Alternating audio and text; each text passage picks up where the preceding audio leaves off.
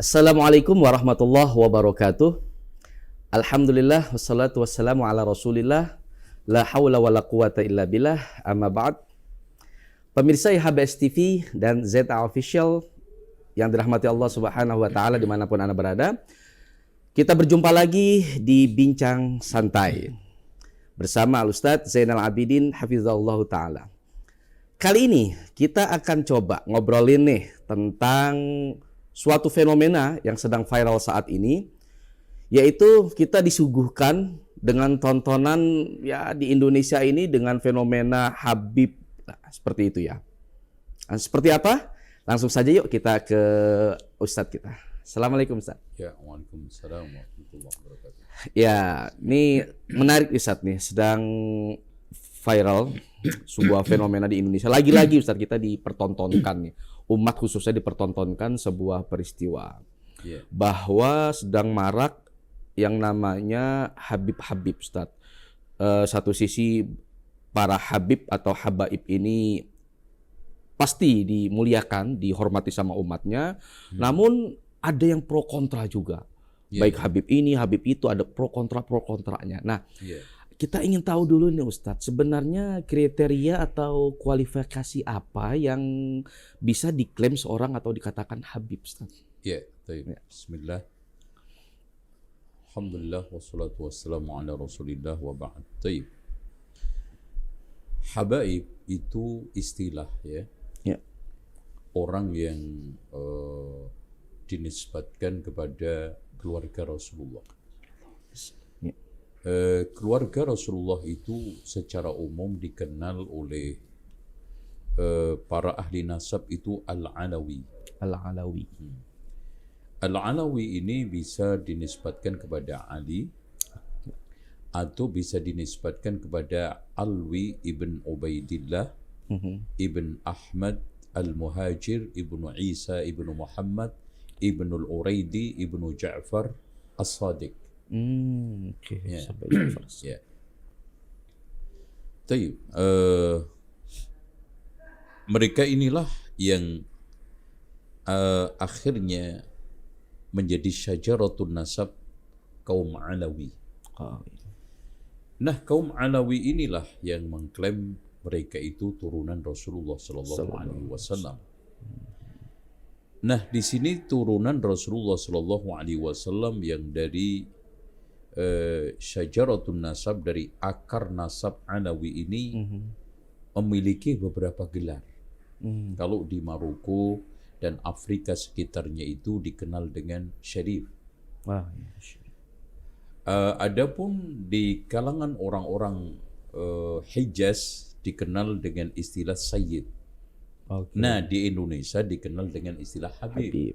Tapi semua itu sama ya, Sayyid. Iya, baik Habib, Sayyid, Syarif itu mereka semuanya menisbatkan diri kepada Alwi ibn Ubaidillah tadi.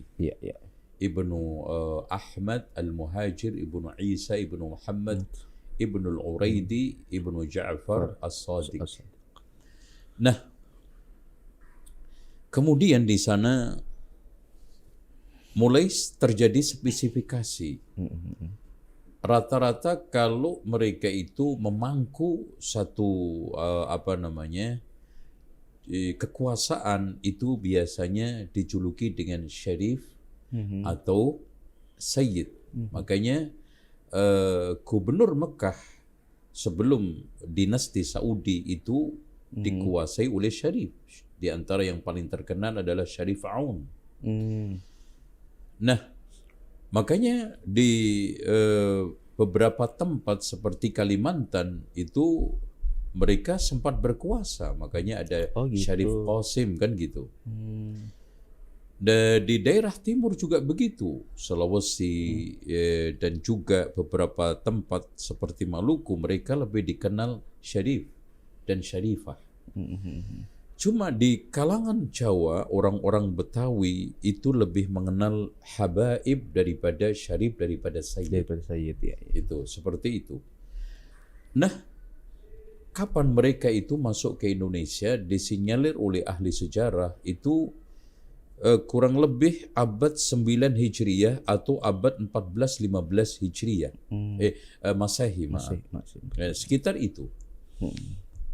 Ini bersama masuknya Syekh Maulana Malik Ibrahim yang mereka notabene juga diklaim sebagai turunan Rasulullah SAW, kan gitu. Kemudian merebak dan banyak sekali melimpah, mereka berdatangan ke Indonesia pada abad 14 Hijriyah. Ya, kurang lebih abad 18-19 Masehi. Mereka migran di dalam rangka untuk berdakwah menyebarkan Islam. Nah, di Indonesia sempat terjadi pertentangan antara Arab turunan Rasulullah dengan Arab bukan turunan Rasulullah SAW. Oh gitu.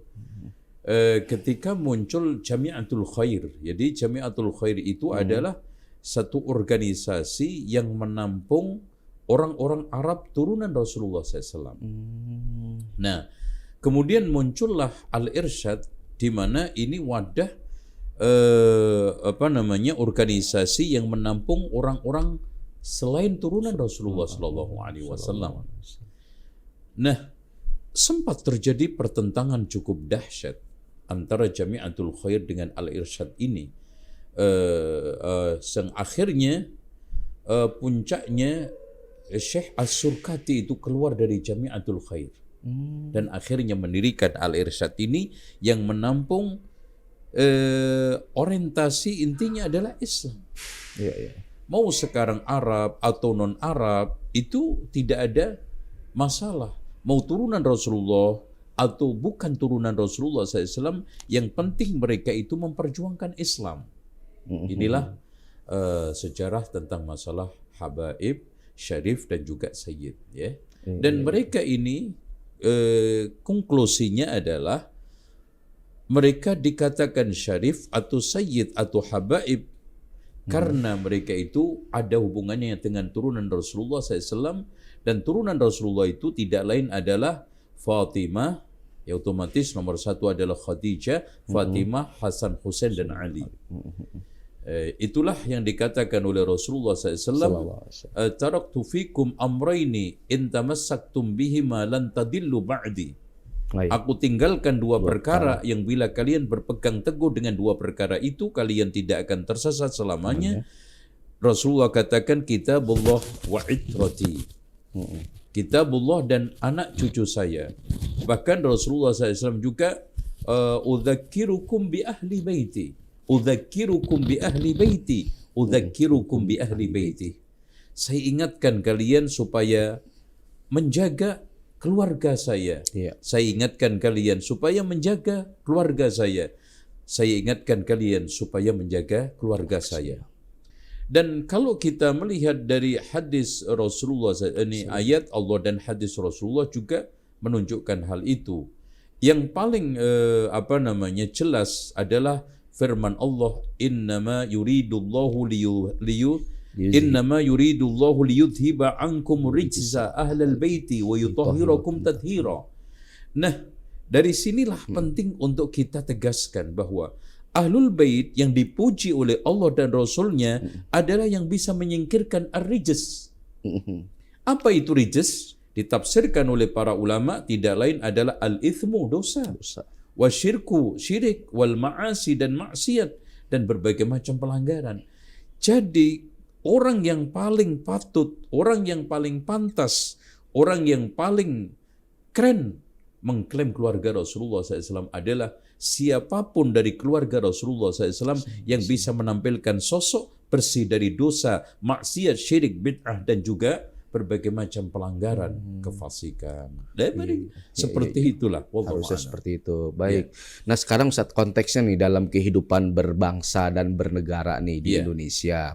Barangkali pemirsa juga butuh pencerahan di tengah kebimbangan, karena sekarang sudah terlihat sekali pro kontra, tapi di kubu yang berbeda itu ada Habib-Habib juga. Nah, fenomena seperti itu. Nah, sebenarnya sekarang konsekuensi dengan titel ataupun klaim Habib itu seharusnya bagaimana berbuat di tengah kehidupan berbangsa ini, Ustaz? Sebetulnya di sini nasab itu nomor 2. Oke. Nomor 1 adalah qul in kuntum tuhibbunallaha fattabi'uni. Katakanlah Muhammad, bila kalian itu mencintai Allah Subhanahu wa taala, ikutilah aku. Jadi cerminan utama pertama sosok baik itu syarif, sayyid, habaib mendapatkan keterpujian ketika dia itu mampu mewariskan peninggalan kakeknya. Mewariskan peninggalan kakeknya. Utama pertama adalah Al-Quran dan Sunnah. Tidak lebih daripada itu. Kalau sekarang adanya satu pelanggaran-pelanggaran, adanya satu penyimpangan-penyimpangan, apalagi mengusung pro kontra yang akhirnya mendistorsi Islam, maka dikatakan oleh Rasulullah SAW, man batta'a bihi amaluhu lam yusri bihi nasabuhu. Barang siapa yang amalnya lambat, maka nasabnya tidak bisa mempercepat ke dalam surga. Karena kalau sekarang hanya mengandalkan nasab, Masya Allah, Abu Jahal, Abu Lahab itu orang yang paling bergengsi surganya, orang yang paling berhak untuk mengeklaim Rasulullah SAW. Tetapi faktanya beliau ini Rasulullah SAW memberikan satu penegasan yang sangat tegas kepada keduanya, dan keduanya tabbat yada abi lahabi wa tab. Abu Jahal juga nasibnya dikutuk oleh Allah Subhanahu wa taala, dan bahkan musuh bebuyutan Rasulullah SAW, dan dakwahnya sampai akhir hayatnya keduanya. Baik, demikian wallahu a'lam bishawab.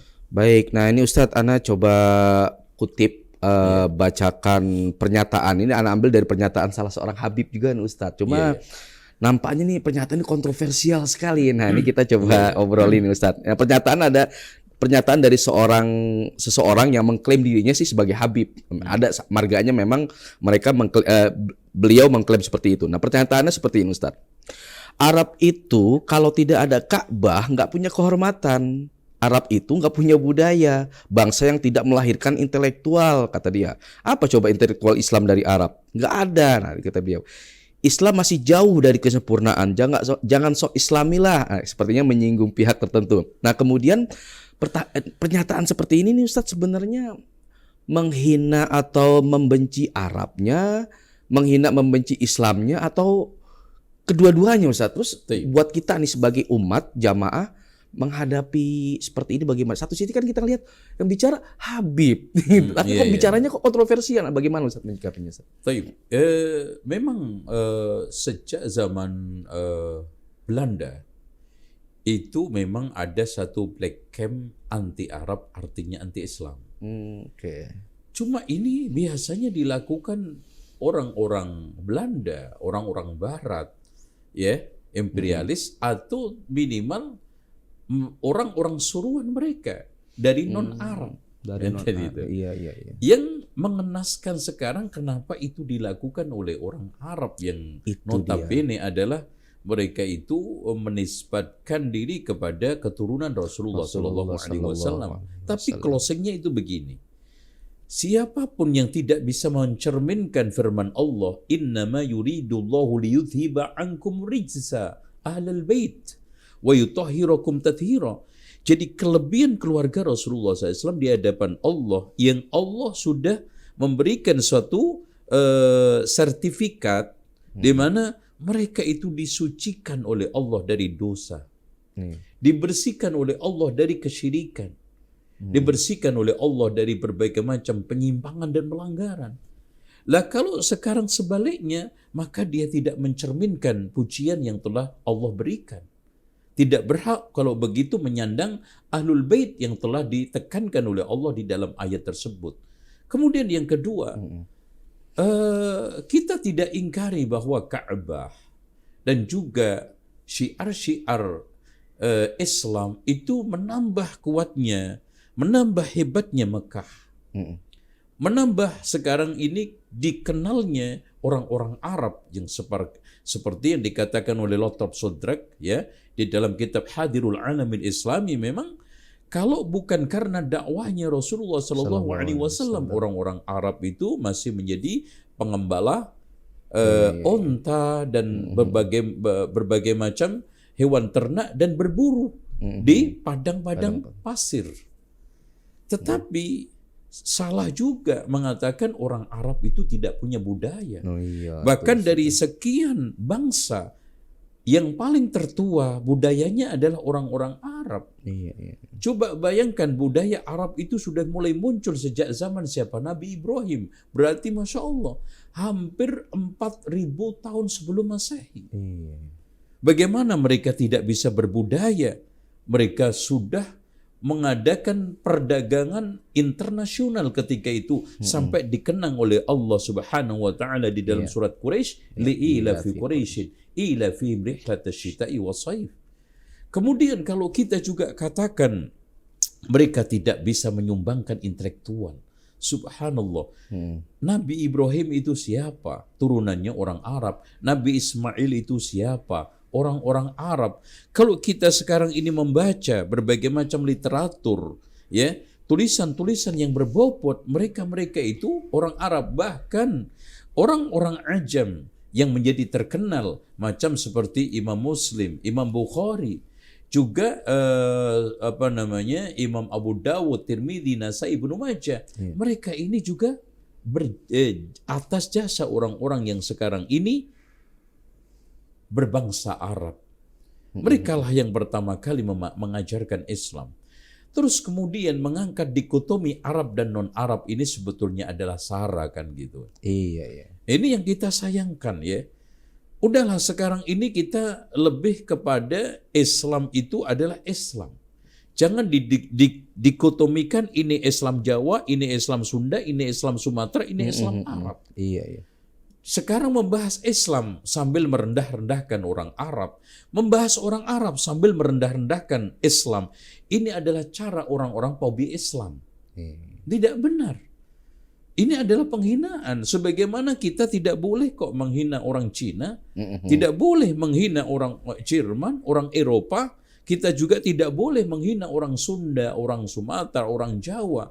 Karena itu sudah disepakati oleh konvensi internasional. Iya. Itu termasuk hak asasi manusia. Sara itu tidak boleh kita itu nodai. Di antara bentuk sara adalah menghina-hina orang Arab yang terselubung menghina Islam. Menghina-hina Islam ternyata terselubung di situ merendah-rendahkan orang Arab, martabat bangsa Arab. Ini nggak boleh.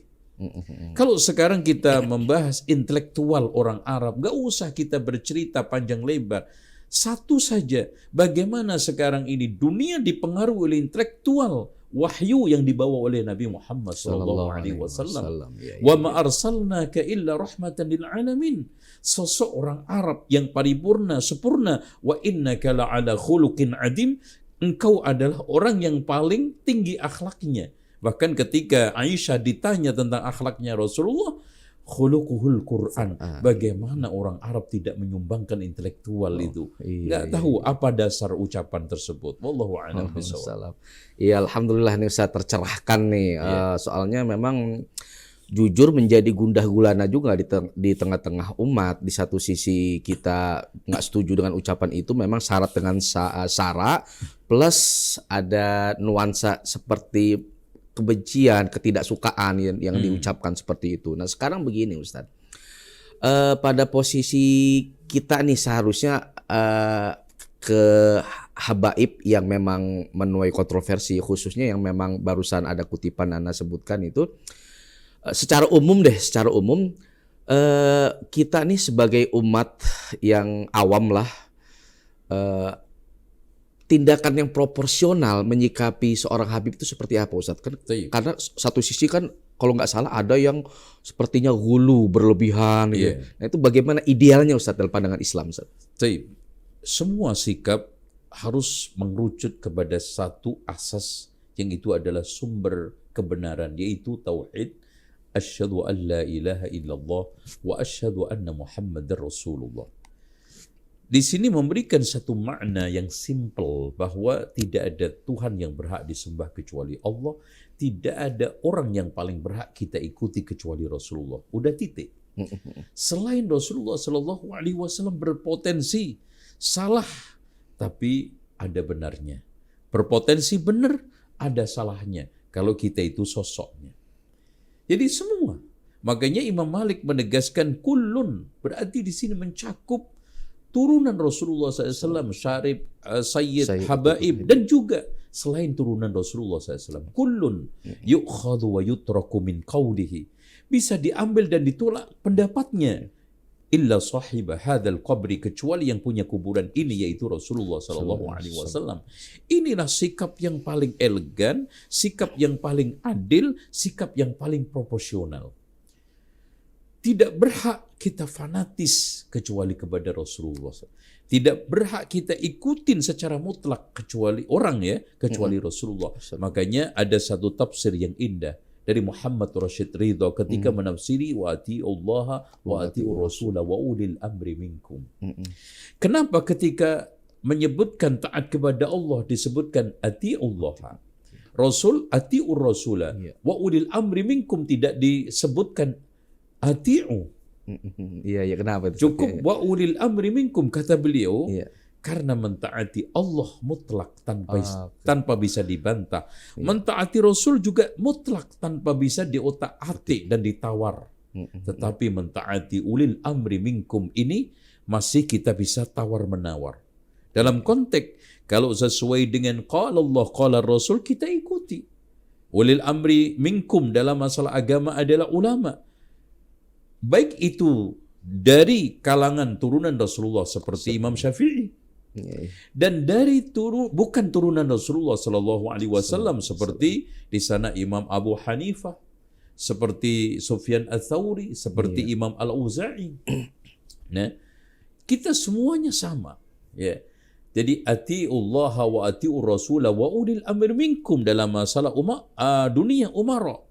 Semuanya tergantung kepada ketaatan kepada Allah dan Rasulnya. Makanya closingnya kata Rasulullah SAW, la ta'ata li makhlukin, termasuk habaib, termasuk syarif dan syarifah, termasuk kepada sayyid, termasuk kepada siapapun.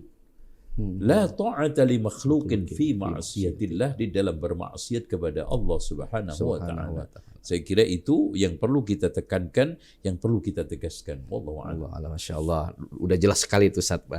Nah, kemudian Ana sedikit ingin memperluas bincang nih Ustaz. Tadi ada ayat yang Ustadz sebutkan itu di surat Al-Ahzab ayat 33 itu yang innama yuridullahu liyudhiba ankum rijsa ahlal baiti wa yutahhirakum tathhira.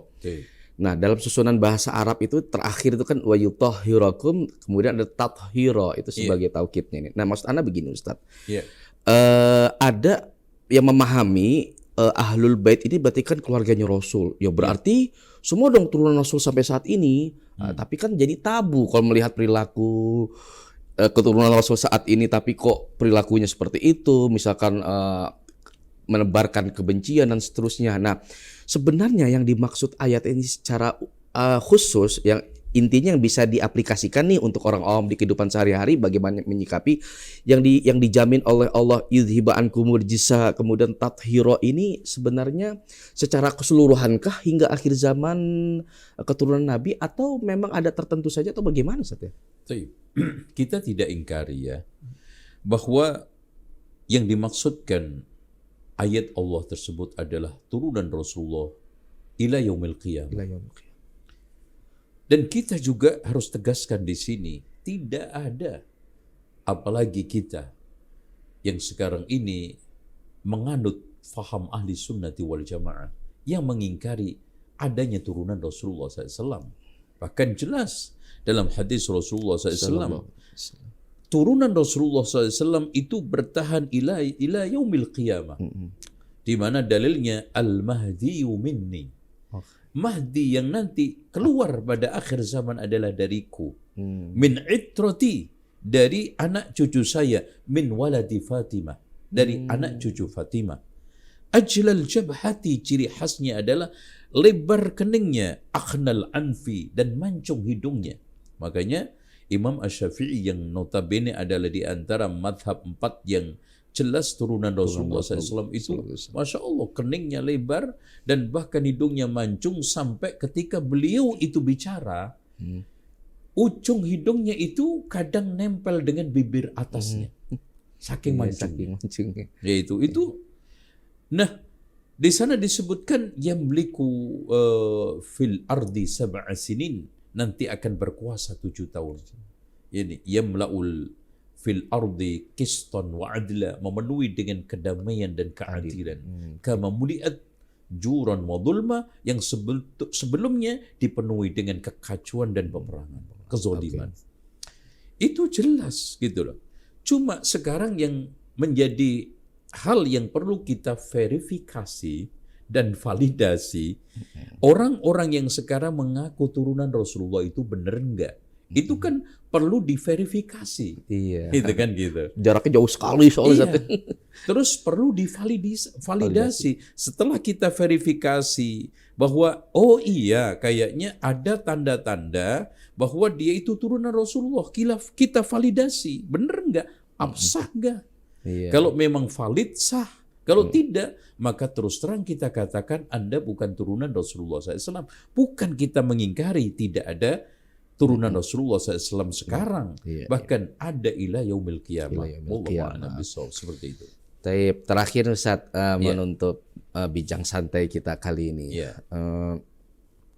Ini lebih kepada minta saran, nasihat, tausiah Ustadz nih buat jamaah, buat umat khususnya di tengah-tengah fenomena negeri kita tercinta ini, Negara Kesatuan Republik Indonesia.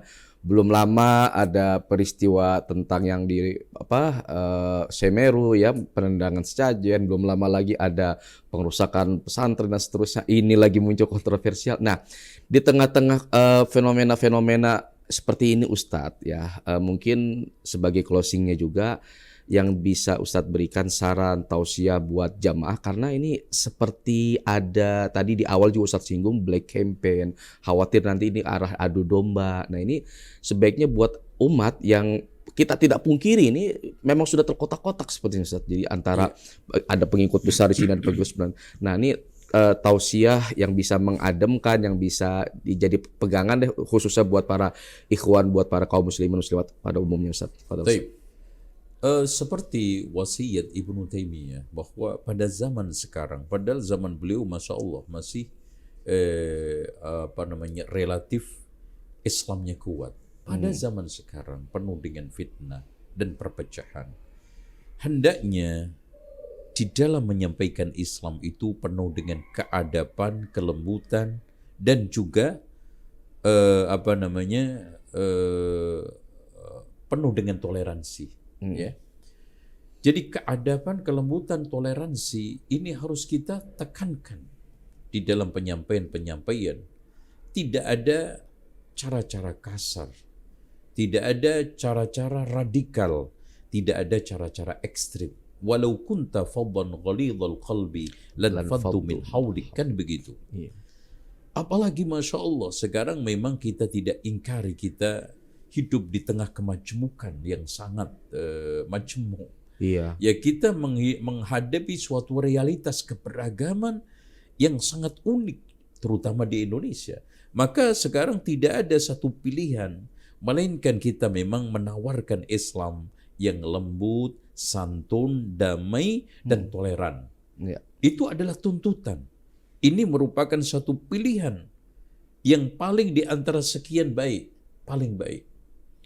Nah, yang kedua, langkah kita di dalam masalah-masalah berdakwah ini tetap kita teguh di atas kebenaran apapun rintangannya. Kita tegak istiqamah di atas kebaikan. Tetapi kita juga waspadai bagaimana metode yang diajarkan oleh Rasulullah, yang dipraktekkan oleh Rasulullah SAW. Ud'u ila sabili rabbika bil hikmati wal mau'izatil hasanah wajadilhum billati hiya ahsan. Ini menghiasi dakwah-dakwah kita. Makanya kata Imam Ibnu Taimiyah di dalam kitab Al-Amru bil Ma'ruf wan Nahyi 'anil Munkar, dakwah amar ma'ruf itu hendaknya ilmu sebelum amar ma'ruf nahi munkar. Lemah lembut ketika amar ma'ruf nahi munkar, dan sabar setelah amar ma'ruf nahi munkar, karena bersiko apapun bentuknya, apapun sekarang perlakuan yang kita lakukan, maka tetap bersiko. Meskipun begitu, kita harus tekankan cara-cara yang adab, cara-cara yang lembut, cara-cara yang santun dan damai, seperti penekanan Allah kepada Nabi Musa, faqula lahu qawlan layyina. Intinya kita ajak kepada para dai siapapun itu mengedepankan ajakan Allah, faqula lahu qawlan layyina, qawlan sadida, qawlan baligha, qawlan karima, qawlan maisura. Masya Allah. Ini semuanya qawlan sadida. Cara-cara yang diajarkan oleh Al-Quran bagaimana kita itu di dalam berbahasa itu penuh santun damai. Makanya Wali Songo itu berhasil karena menerapkan apa? Al-hujjatul balighah. Hujjah yang sangat tajam, argumentatif. Terus kemudian al-adabus samiyah, satu adab yang sangat tinggi. As-siyasatul hakimah, satu siasat sangat bijak. Wal asalib, ya, uslub yang sekarang ini bisa diterima oleh siapapun di dalam berdakwah. Insya Allah dengan cara seperti ini kita akan bisa mengakseskan Islam di tengah berbagai macam kemajmukan, keberagaman orang yang ada di negeri kita ini. Wallahu a'lam bishawab. Alhamdulillah Ustaz, kita akhiri saat ini. Iya. Insya Allah lain waktu. Pemirsa YHBS TV dan ZA Official yang dirahmati Allah dimanapun Anda berada, demikian bincang santai kita dengan Al-Ustadz Zainal Abidin LCMM Hafizallahu Ta'ala. Pesan terakhir beliau, tolong diingat-ingat buat jamaah kaum muslimin muslimat pada umumnya, bahwa cukuplah Indonesia sudah melalui fase-fase perpecahan segala macam, saatnya kita bersatu. Apapun sudut pandang Anda, apapun pemahaman Anda, yang terpenting adalah persatuan tetap dijaga. Mari kita jaga agar tidak mudah teradu domba dengan bekal ilmu. Baik, sampai di sini kita ketemu lagi dalam bincang santai dengan tema-tema yang lainnya. Billahi taufiq wal hidayah, kita sempurnakan dengan kafaratul majlis. Subhanakallahumma wa bihamdika asyhadu an la ilaha illa anta astaghfiruka wa atubu ilaik. Wassalamualaikum warahmatullahi wabarakatuh. Waalaikumsalam warahmatullahi wabarakatuh.